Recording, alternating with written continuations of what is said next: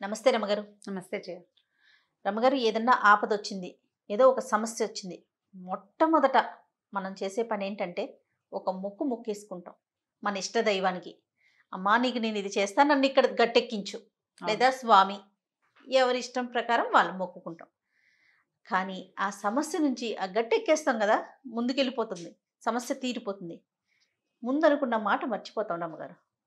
సరేలే అంటే మర్చిపోకపోయినా చేద్దాంలే, ఇప్పుడు అంత తొందర ఏముంది, దాన్ని ఇంకా అసలు పక్కన పెట్టేస్తాం.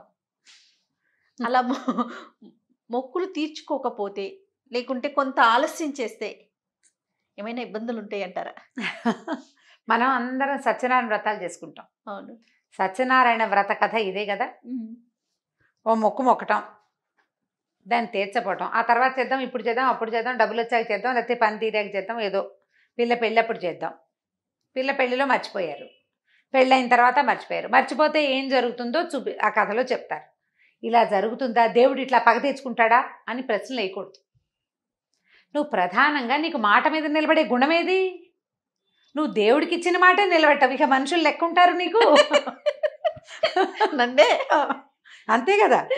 మనిషికి భగవంతుడికి ఇచ్చిన మాటే నిలబెట్టుకునే గుణం లేకపోతే ఇక ప్రపంచంలో ఎవరికి జవాబుదారీవి? నువ్వు ఎవరికి జవాబుదారీవి కాదు. నిన్ను జవాబుదారీతనాన్ని నీకు నేర్పించడం కోసమే మొక్కిన మొక్కు తీర్చకపోతే కొంప మునిగిపోతుంది, నెత్తడి చేస్తుంది, పళ్ళు రాలిపోతాయి అని చెప్పారు. ఇన్ని చెప్పారా రమ్మగారు? చెప్పలేదు మరి. వాడు చూడు, ఆ కథలో మనం ఏం చేస్తాం, సాధువు ఓసారి అరెస్ట్ అయిపోతాడు, ఓసారి నదిలో పడవలో ఉన్నవన్నీ రక్తరాశులన్నీ ఇవైపోయి ఆకులమైపోతాయి, పడవ మునిగిపోతుంది అల్లుడితో సహా. ఎన్నొచ్చినాయి ఇబ్బందులు. మరి ఇవన్నీ అవి కాదు. మొక్కు అంటే ఏంటంటే మనం ఒక మాట ఇచ్చాం, ఈ ఆపద గట్టెక్కిచ్చు, నేను నీకు ఇది చేస్తాను. ఏమి నువ్వు కొట్టే 10 కొబ్బరికాయలు, మీరు చేయించే కేజీ బెల్ల పానకము, లేకపోతే నువ్వు పెట్టే 5 కేజీల పులిహోర, నీ జుట్టు, అవి కావాలా దేవుడికి? అదే కదా. అసలు నీకెక్కడివి అవి? దేవుడు కాదు ఇవన్నీ, ఆయన ఇచ్చినవే కదా. సమస్తము భగవంతుడిదే, భగవద్విభూతి ప్రపంచం.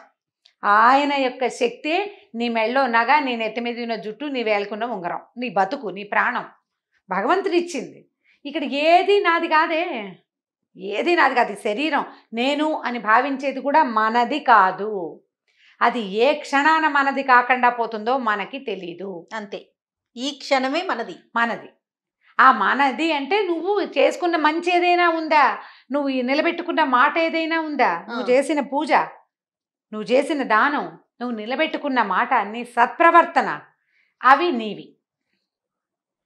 నీ వెనకాల నీతోటి వచ్చేది ఏదైనా ఉంటే అదే తప్ప ఈ చెవులకు పెట్టుకుని నెత్తి మీద ఉన్నది ఏమి రావు వెనక్కి. ఇవన్నీ కలిసిపోతాయి. వస్తువులు వెనక వాళ్ళకి వెళ్తాయి. శరీరం ఎవరు తీసుకుంటారు చెప్పు? ఇప్పుడు ఒక మనిషి చచ్చిపోయింది, ఒక అమ్మ పోయింది, అమ్మ ఒంటి మీద బంగారం ఆడపిల్లలు పంచుకుంటారు. అవును. లేదా మగపిల్లలకి ఇస్తారు. ఆడపిల్లలు లేరు, కోడళ్ళు పంచుకుంటారు. శరీరం తలా ముక్క తీసుకుంటామా? అది ఎక్కడికి వెళ్తుంది? భూమిలో కలిసిపోతుంది. కాల్చేస్తాం, పూజ చేస్తాం, అంతేనా? అది నీది కాదు. ఈ వస్తువులు నీవెక్కడున్నాయి? అంతా తలవటి తీసేసుకున్నారు కదా. ఇప్పుడు నీదంటూ ఏది ఇక్కడ? ఏది నువ్వు చేసావో మనమే లేనప్పుడు మనం ఎక్కడి నుంచి వస్తాయి? ఏమీ లేదు, సున్నా. కానీ నువ్వనేవాడివి ఒకడున్నావు, నువ్వు ఇందులో నుంచి లేచక్కబోయి బయట నుంచున్నావు. ఆ నుంచున్న వాడికి కొంత ఏదో ఉన్నది. ఆ ఉన్నది ఏమిటంటే, ఉన్నది మన్నది అంతా నువ్వు చేసింది. నువ్వు చేసిన భగవత్ పూజ, నువ్వు చేసిన దానం, నువ్వు చేసిన సహాయం, నీ శ్రద్ధ, నీ భక్తి, నీ విశ్వాసం, అవి మాత్రమే సూక్ష్మ రూపంలో నిన్ను అనుసరిస్తాయి. నువ్వు చేసిన బాకీలు అవి కూడాను రుణానుబంధ రూపేణ పశుపత్ని సుతాలయ అన్నారు. రుణాలు, అనుబంధాలు నీ వెనకాలొస్తాయి. బాకీలు ఇక్కడ అప్పులు పెట్టి చాలా జనాల్ని హింస పెట్టి, బాధ పెట్టి, పెళ్ళాన్ని చావగొట్టి చెవులు మూస్తే రేపొద్దున అది మొగుడవుతుంది వచ్చే జన్మలో. అవన్నీ వస్తాయి మనతో పాటు. వస్తువులు గిస్తువులు ఏం రావు కదా. ఇప్పుడు మనం దేవుడికి ఇచ్చేది ఏం మొక్కుంటాం జయ? పాతకాలంలో నా మెడ ఉత్తరించి ఇస్తానని చెప్పుకోము. ఏం చెప్తాము? నిలువు దోపిడి మొక్కుతాం జనరల్గా కదా. లేదా ఒక గాజులో ఓ వస్తువో ఓ ఇదో చీర పెడతామమ్మా, చీర పెడతానంటారు. బోనా ఇవి వేస్తాం, ఒక పోతనేస్తాను, కోడిని వేస్తాము, ఇంకో దాన్ని వేస్తాము. లేకపోతే నీ గుడికి నడిచొస్తాను, కాలినీలాలు కాలినడకని వస్తాను, పాయసం చేసి అంతే పంపిస్తాను. అంతే. అక్కడికి వచ్చి పొంగళ్ళు పెడతాము. జనరల్ మొక్కులు, కొబ్బరికాయలు కొట్టుకుంటాము, ఇంకొంచెం శక్తి ఉంటే ఏదో ఒక నగ నగ చేయించుతామని. చేయిస్తాం, నిలువు దోపిడి శక్తి మీద, నిలువు దోపిడి ఆ. కాకపోతే ఈ కవచం చేయిస్తాం, ఇంకో చేయిస్తాం, నీకు నేత్రాలు చేయిస్తాం, దండాలు పెట్టుకుంటాం. అవునండి. అవన్నీ భగవంతుడి వస్తువులే. మన ఎందు శక్తి ఉంటే ఆ శక్తిని మనం సమర్పిస్తాం. నీకు ఉండాల్సింది ఏమిటి? శ్రద్ధ ప్రధానమైంది. నువ్వు వ్రతం, సత్యనారాయణ స్వామి వ్రతం చేస్తానన్నావు.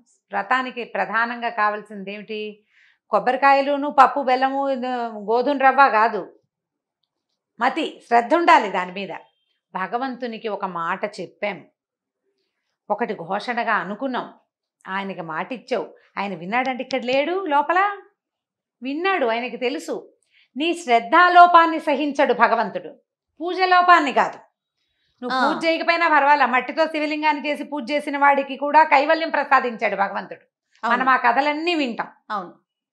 వాడు బంగారు పువ్వులతో పూజ చేయక్కర్లా, తులసి దళాలని ఆ మట్టితోటి దళాలు చేసి పెట్టిన వాడికి కైవల్యం ప్రసాదించాడు విష్ణుమూర్తి. బిల్వపత్రం చాలు కదా ఒక్క ఆకు, వట్టి ఆకు, మట్టితోటి ఆకులు చేసి పెట్టినా తులసి దళం తీసుకుంటాడు. నీకు కావాల్సింది ఏమిటి? టోటల్గా భగవంతుడికి నీ దగ్గర నుంచి శ్రద్ధ కావాలి. నీకు ఆయన మీద ఎంత దృష్టి ఉందో ఆయనకు అవసరం. నీ మొక్కు అనేది ఏమిటంటే, మొక్కుబడి అనేది నీ శ్రద్ధ. నువ్వు ఎంత జ్ఞాపకంగా భగవంతుడు ఈ సమయంలో ఆయన నా మొరాలకించి నా పాలిట నిలబడ్డాడు అని నువ్వు ఎంత ప్రగాఢంగా విశ్వసించావో ఆ విశ్వాసానికి గుర్తే నీ యొక్క మొక్కుబడి చెల్లింపు. నువ్వు అప్పుడు అమ్మాయి అనుకున్న తర్వాత మర్చిపోతే ఎట్లా? నువ్వు నీలో ఉన్నవాడికే నువ్వు దొంగ నాటకాలు ఆడితే నీ చుట్టూతా ఉన్న ప్రపంచంతో ఎందుకు ఆడవు? నువ్వు మొదటే చెప్పారు, భగవంతునికి ఇచ్చిన మాటే మనం నిలబెట్టుకోకపోతే ఇంకేం చేస్తాం? మనతో ఉండే వాళ్ళకి లేకపోతే సమాజంలో ఉండేవారికి ఏం చేయలేం కదా. కాబట్టి ఇది నిలబెట్టుకోవాలి. ఇప్పుడు మొక్కులు బొళ్ళు మొక్కేసుకుంటాం, ఎలాగండి అంటావు? నీ ప్రశ్న. డజన్ మొక్కులు మొక్కారనుకోండి, ఎంచక్క రాసి పెట్టుకోండి, మర్చిపోకుండా. నలుగురు దేవుళ్ళని పెట్టుకోకండి, ఒకళ్ళని లేదా ఇద్దరిని పెట్టుకోండి, ఈజీగా ఉంటుంది. నేను నవ్వుతూ చెప్పినా జయ, ఇది ఎంత శ్రద్ధాపూర్వకమైన విషయం అంటే, ఇప్పుడు మనం తీర్చలేదనుకో, ఆయన ఏం చేస్తాడో చేయడో, సత్యనారాయణ వ్రత కథలో లాగా అయిపోతుందని కాదు, నీకే భయం వేస్తుంది. వ్యక్తులకి భయం ఏదా? ఇప్పుడు పూజ చేయాలి మానేసాము, ఏదో సడన్ గా మొదట యాక్సిడెంట్ అయినప్పుడు దాన్ని మొక్కేవు, ఈ 10 ఏళ్ళు 8 ఏళ్ళు గడిచింది, నువ్వేం చేయలేదు, ఇవాళ ఏదో ముంచుకొచ్చింది, అమ్మో అవాళ చేయలేదు అందుకే ఇది వచ్చింది అనిపించదు? ఖచ్చితంగా మనసులో అదొకలాగా అనిపించేస్తుందండి, దాని ఫలితమే అనిపిస్తుంది ముందు. అనిపిస్తుంది. దేవుడు పగ తీర్చుకుంటాడా? ఏమీ పగ తీర్చుకోడు. నీ మాట నిలబెట్టుకోలేని గుణం ఏదైతే ఉందో అది ఇక్కడ నీకు చూపిస్తోంది. నీ క్రియకి ప్రతిక్రియ అది ఇంకా మనకు అలవాటు. నువ్వు అద్దంలో చూసిన మొహం చూస్తే ఏమవుతుంది? నువ్వు అద్దంలో మొహం చూసుకున్నావు, ఏం కనబడుతుందో చెప్పు? మనమే కనిపిస్తామా? ఇప్పుడు నువ్వేం చేసావు? 10 ఏళ్ల నాడు అద్దంలో మొహం చూసుకున్నావు, దాని మీద ఏదో రాసావు, 10 ఏళ్ల తర్వాత రాసింది పోయింది, నీ ప్రతిక్రియ అక్కడ కనపడుతుంది. అంతే జరుగుతుంది. భగవంతుడు చేయడు అవేవి. నీ యొక్క క్రియకి ప్రతిక్రియే మనం అనుభవిస్తాం. ఒకవేళ అనుభవించం, నీకు లోపల కించలేదు, కించలేని వాడు బతికేస్తాడు? ఆలోచనే రాదు, వాడికి ఆలోచనే ఉండదు. వాళ్ళందరూ బతికేట్లేదండి, అమెరికాలో మనలాగా మొక్కులు ముక్కోరు, వాడు అలా బతకలేదంటే బతుకుతాడు. వాడు కుక్క అవుతాడో, పంది అవుతాడో, పిలుకునవుతాడో వచ్చే జన్మలో వాడికి తెలియదు, నీకు తెలియదు, నాకు కూడా తెలియదు, దేవుడు కూడా తెలియదు. ఆయన ఈ జంజాటంలో పడ్డావు. నిన్ను పుట్టించే ప్రయత్నం ఆయన ఏం చేయడు, నిన్ను పుట్టించే ప్రయత్నం మనమే చేసుకుంటాం, మనని పుట్టించేది. ఇప్పుడు నువ్వు చేసిన సత్కర్మ కుకర్మాల ఫలితమే రేపు నీ మరుసటి జన్మ. ఇవాల్టి నీ జన్మ నీ ముందటి జన్మ తాలూకు ఫలితం. ఇప్పుడు నువ్వు చేసిందే నీ తర్వాత వస్తుంది. ఇది నువ్వు నమ్మితే అప్పుడే నువ్వు మొక్కుతావు. దీని మీద నీకు నమ్మకం లేదనుకో, నువ్వు అసలు మొక్కవు, నీకు ప్రశ్నే లేదు. అంతే. ఈ తర్వాత పుడతాము, ముందు ఒక జన్మ ఎత్తాము, ఇప్పుడు మనం మధ్యలో ఉన్నాము అన్న ఊహ నీకు లేదనుకో, పైన ఒకడు ఉన్నాడు అనే ఆలోచనే లేకపోతే ఇంకేముంది? అసలు మొక్కులే లేదు. అంతా నేను నా ఇష్టం నేనే అని భావిస్తాం. ఈ నేనే అని భావించేవాడు కూడా ప్రతివాడు లోపల ఏదో ఒక రోజున దేవుడా నాకేమిట్రా ఈ సమస్య అనుకోకుండా ఉండలేడు. God please help me, please save me అనకుండా ప్రపంచానికి వినపడినివ్వడు. వాడి లోపల వాడికి తెలుసు, వాడికి సహాయం అవసరం అవుతోంది అనే సంగతి వాడి లోపల వాడికి ఖచ్చితంగా తెలుసు. వాడికి హెల్ప్ని పంపిస్తాడు, అడిగిన వాడికే చేస్తాడు దేవుడు, అడగని వాడికి చేయడని అనుకోవద్దు. అసలు అడగకపోయినా చేస్తాడు. అందుకే దేవుడు కదా, అందుకే కదా భగవంతుడు అనేది. మొక్కినప్పుడు జ్ఞాపకంగా రాసి పెట్టుకోండి. టూ మెనీ మొక్కులు పెట్టుకోపోకండి. తీర్చకపోతే భయం ఇస్తుందమ్మా. భయపడ్డం ఎందుకు? భగవంతుడి పట్ల భక్తి ఉండాలి. దాని వెనకాలే ఉంటుంది, నీడలాగా భక్తి వెనకాల. చేయకపోతే తప్పు అనే భావన, అంతేగాని కొంప మునిగిపోతుంది అనుకోవద్దు. కొంప కాదు మునిగేది, నీకు లోపల కించగా ఉంటుంది. నేను చేయవలసిన పనిని చేయలేదన్న భావన నిన్ను బాధిస్తుంది. అందులోకి వెళ్ళద్దు. ఏదైనా పరానా సందర్భంలో భర్తకు అనారోగ్యం, పిల్లలకి ఏదైనా దెబ్బలు తగిలినాయి, లేదా చదువులు పూర్తి కావట్లేదు, నీకేదో ఇబ్బంది, నీకే మానసికమైన ఇబ్బంది ఉంటాయి కదా, ఒక లిస్ట్ రాసుకో. అది ఆ దేవుడి మందిరం దగ్గర పెట్టు. ఒకటి నువ్వు అనుకున్న పనులు ఒకటి అయ్యాక దాంట్లో ఒక టిక్కు పెట్టుకో. కొత్త మొక్కులు యాడ్ అయితే ఆ కాగితం మీదే రాసుకో లిస్ట్ లాగా. అప్పుడు మొక్కులు చేసేయద్దు, ఏమవ్వదు. ఇప్పుడు ఏం చేయాలి? పాత మొక్కులు తీరకనే ఇంకో కొత్త మొక్కు మొక్కుకోవాల్సి వస్తే పాత మొక్కును జ్ఞాపకం చేసుకుని అదే తీరుస్తాను ఇంకోసారి దండం పెట్టుకో. అతిగా మొక్కులు మొక్కైపోక మన పరిస్థితులను బట్టి మన వీలును బట్టి మొక్కుకోవాలి. అది కూడా ప్రధానం కదా. అది కూడా ప్రధానం. మొక్కుల్లో సులువుగా మొక్కుకోవచ్చు, సులువైన మొక్కులు మొక్కచ్చు. ఒకవేళ అలా దేవుడికి దండం పెట్టుకోదలిస్తే మనం ఈజీగా చేయగలిగే. ఎలా అండి? 4 చెప్తాను నేను, నా స్టైలు. నీకు చాలా ఇబ్బందిగా ఉంది, నలుగురికి అన్నం పెడతానని దండం పెట్టుకో. 10 మందికి వంట చేసి పెడతాను నేనే స్వయంగా.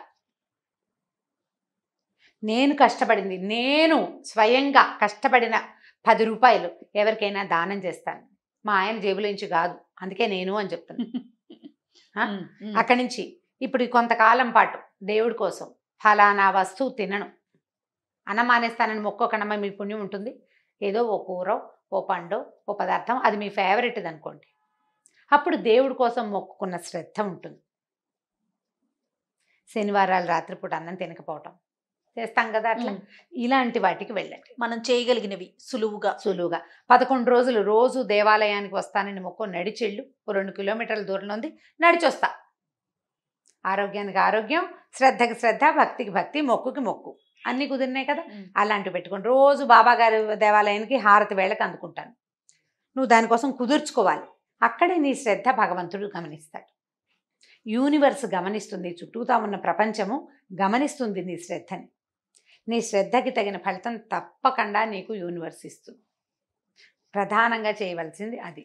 నేనైతే నా మొక్కులు ఇవే ఉంటాయి. రాహుకాలంలో దేవాలయానికి వస్తాను అని మొక్కుంటాను.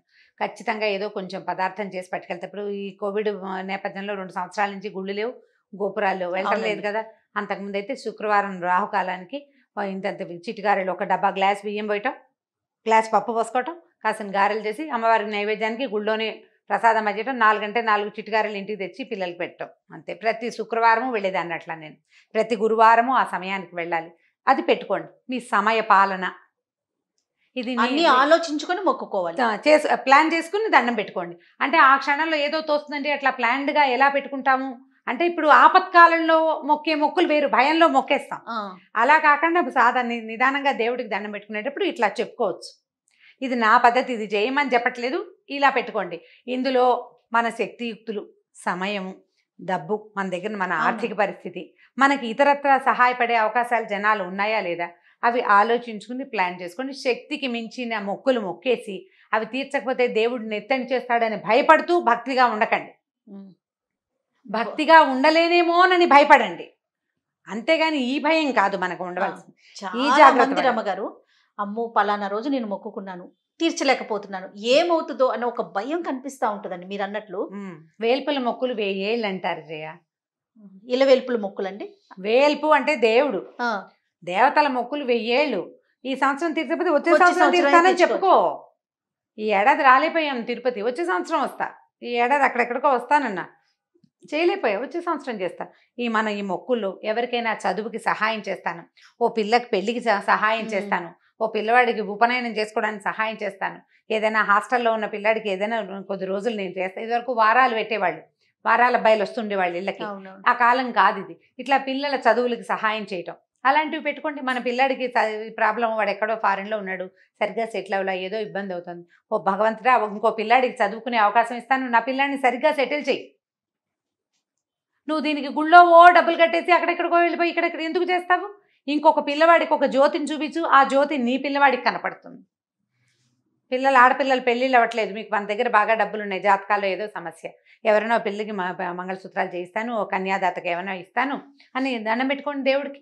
మానవ సేవే మాధవ సేవ. ఇప్పుడు వాళ్ళకి సహాయం ఏమిలా, నువ్వు ఒక చోట దీపం ఏం లేదు జయ, మన దగ్గర ఒక దీపం ఉంది, మన ఇంట్లోనే పెట్టుకుంటే తలుపులు వేసుకుంటే మన ఇంట్లోనే వెలుగుతుంది. 4 పక్కల తలుపులు తీస్తే ఈ దీపం బయట వాళ్ళకు కూడా కనపడుతుంది, ఇంకొకళ్ళకి కూడా దారి కనపడుతుంది. అట్లా చెయ్యి, అది నీకు ఉపయోగపడుతుంది. అలాంటి మొక్కులు మొక్కుకోండి ధైర్యంగా. పాత మొక్కులు ఉంటే భయపడకండమ్మా, వేల్పల మొక్కులు 1000 ఏళ్ళు అంటారు, ఫలానా చేస్తాను 4 రోజులు అని చెప్పుకోండి, తీర్చడానికి ప్రయత్నం చేయండి. ఈ మొక్కులు తీరకుండా కొత్తవి మొక్కోకండి, జాగ్రత్తగా. అంతే. రైట్. నమస్తే. నమస్తే జయ.